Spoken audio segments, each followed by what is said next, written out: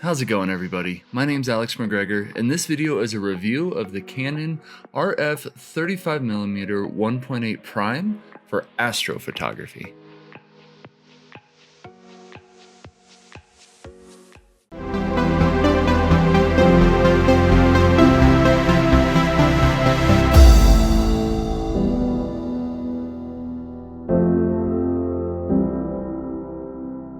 So I got the R5 and the 35mm lens really for more of my portrait work, like my weddings and my video shoots there.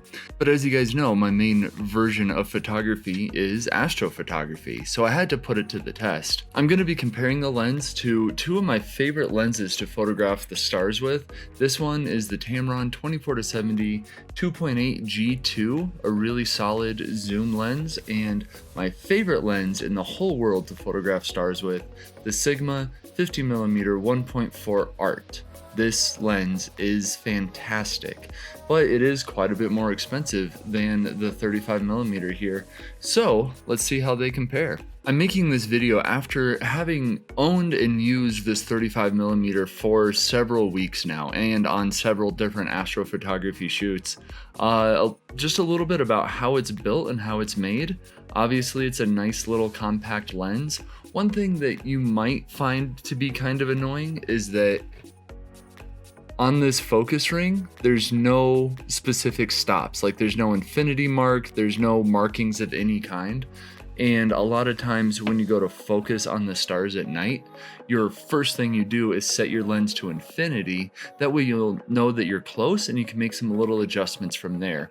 So that's really my only complaint about how the lens is built, but it's not really much of an issue. Once you learn which way to turn this ring to get it to infinity and you're out there under the stars, it is pretty easy, but just something to keep in mind. Now let's hop into Lightroom and look at the images I was able to get. The first thing I wanted to test out with this lens was how bad or how good the Coma is, the little out of shape stars up in the corners.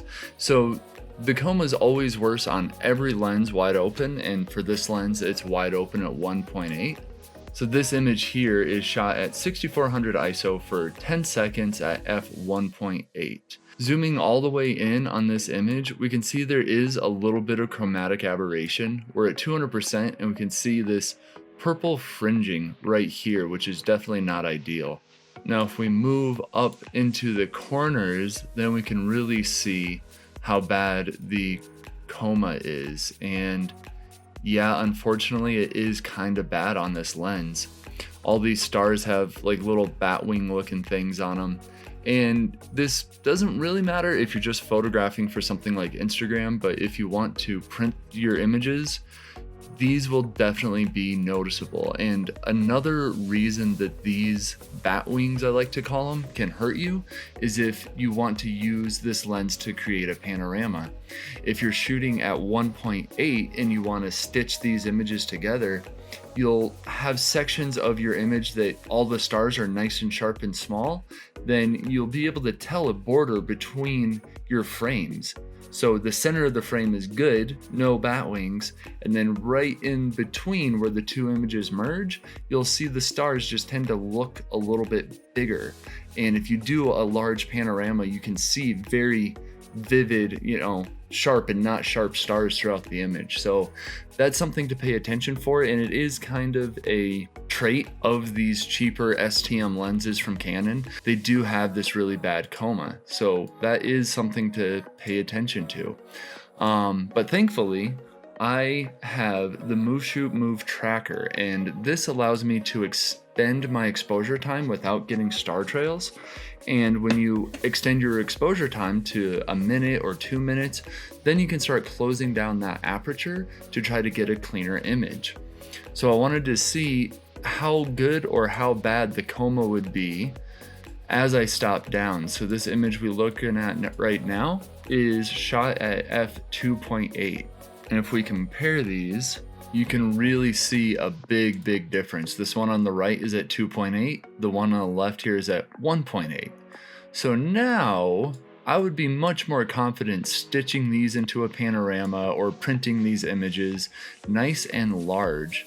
Another thing we can look at when we stop down is right here, this chromatic aberration. There's a little bit of purple fringing on this image on the right, where the image on the left has a lot more drastic purple fringing. So stopping the lens down to 2.8 makes a real nice difference.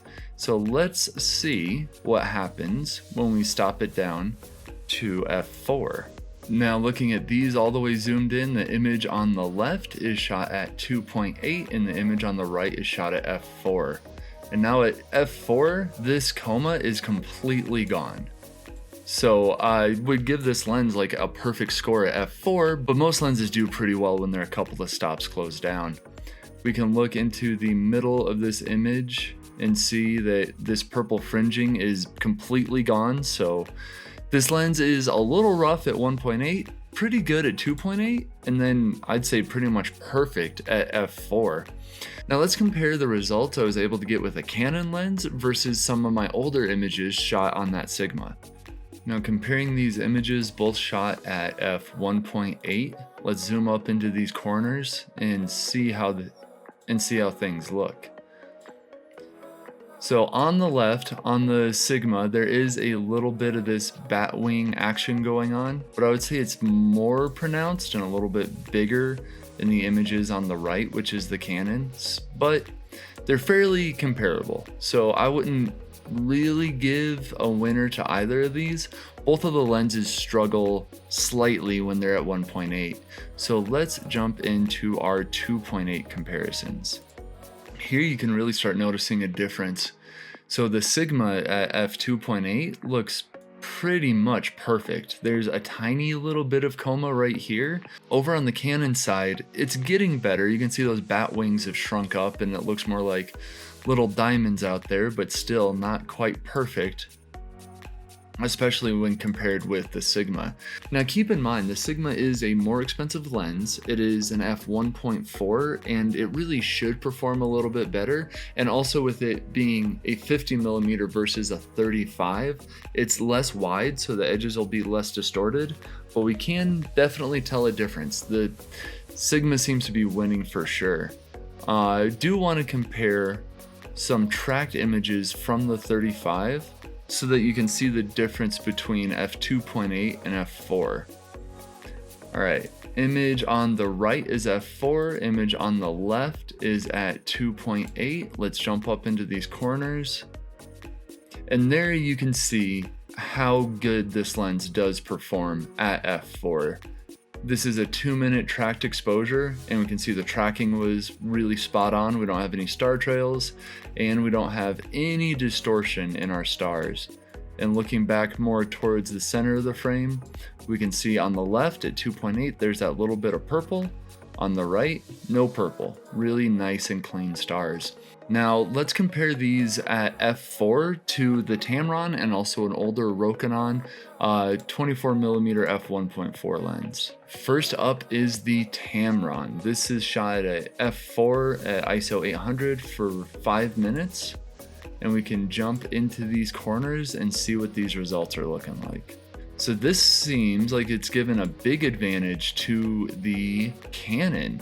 Even at f4, we still have these distorted stars up here in the corners, and the Canon looks absolutely perfect. Now, both of these are good results. It's just interesting that the Canon seemed to underperform the 50mm, but definitely overperform this 24mm. So let's also compare it to the Rokinon at f4. And Rokinon is known for having really good lenses, but in this instance, again, there is a little bit of distortion there. That's just kind of interesting to see that the Canon can hold up against these other lenses and perform really nicely. But keep in mind, all of these results are very acceptable. Another kind of interesting test that we can look at is how these different lenses give you the diffraction spikes. So off of a bright star or a bright planet, you'll see little like sun flare looking things. And I always really love how the Rokinon renders its sun flares. Like you can see these little pointy diffraction spikes that are coming off in really cool directions. We can see it more if we look at Jupiter here. See how it looks like a sunburst, where if we find Antares on this 35mm, it's a little bit more blobby. It's not really giving you those big spikes. So if that's something that you're interested in, if you prefer the bigger spikes to the smaller spikes, it might be worth looking into that Rokinon. If we look at the Tamron here too, comparing Antares, it's giving us a more solid star and not really rendering those big spikes for us. So if that's something you're interested in, it could be worth paying attention to. Now that we're looking at some of the raw images, I wanted to show you a final result I was able to get with this lens to see how good it really is. So this is a tracked, stacked, and processed image blended with the foreground. This is a little bit of a panorama. I used 4 frames and blended them together, and they're all tracked images at f2.8 for 2 minutes. Now the big result looks really nice, and when we zoom in, the main thing I'm noticing is how much of this chromatic aberration there still is in these stars. And I tried to apply a little bit of chromatic aberration fixer in Lightroom, and it's changed the purple fringing and the green fringing to like this red. So that is something I might have to reduce the saturation on this image. But looking up into this corner, it looks nice and sharp. It doesn't look like it's suffering from coma too bad. And if you look at the overall picture, I was able to make a nice panorama without those weird lines between the different images. So I would say if you are using this on a tracker, this lens is excellent. I was able to make a couple more images with it out in the desert in southwestern Colorado. And yeah, I love how this lens is handling these different shadowy areas. It's giving me really nice results in the nebulas. It produces very, very nice colors. So I'm overall happy with it, and I'm just not sure if I would pick it up without a tracker to really get the most use out of it. Here is an image that was 10 untracked images in a row at 10 seconds a piece at f1.8, ISO 6400, and I stacked these in Starry Landscape Stacker. And it gives a nice result, but we can see that the colors that you get really do not compare when you look at it side by side with the tracked image. The track just renders such deeper, nicer colors because you have so much more data hitting your sensor for each image. But it is still acceptable. I mean, if you look right into the center, you can see that the stars are nice and sharp, and you are getting enough light so you don't have to shoot for a really long time. But when we start looking up into the corners is where you can really see the difference. These stars up here are nice and sharp, and these stars have that bat wing. So it really depends on if you can live with that or if it's going to be a big distraction for you. So my final ideas on this lens, I think for the lens and the body, this is not an ideal astrophotography setup. I really got this more for that portraiture work, and it is ideal for that. The eye autofocus and the lightness and speed of focusing on this lens, they're fantastic for that. So if you are not super serious into astrophotography, if you're going to be doing a lot of other work and you want to use this lens at night, it can produce really nice images. But if you're looking for more of a dedicated astrophotography lens, this one might not be the right one for you.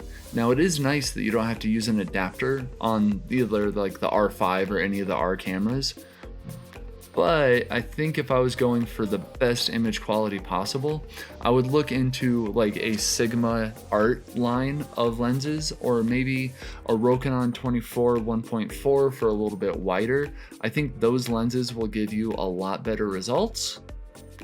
So I'm kind of mixed on this one. I'll use it in the future because I have the tracker and I can shoot at f4 no problem. But if you don't have this tracker, this might not be the right lens for you. And I usually don't give negative reviews on lenses, and this one isn't too negative. It's okay for Astro, but it's just not the best.